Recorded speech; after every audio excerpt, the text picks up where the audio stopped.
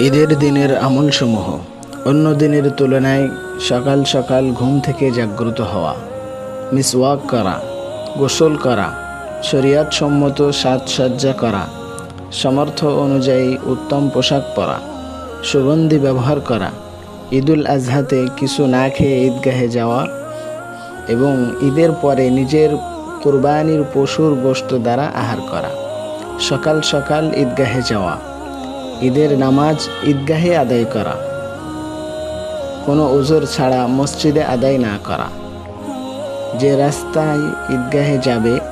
সম্ভব হলে ফেরার সময় অন্য রাস্তা দিয়ে ফেরা, পায়ে হেঁটে যাওয়া, ঈদুল আজহায় ঈদগাহে যাওয়ার সময় জোরে জোরে এই তাকবীর পড়তে থাকা,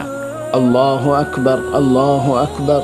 লা ইলাহা ইল্লাল্লাহু, আল্লাহু আকবার, আল্লাহু আকবার, ওয়ালিল্লাহিল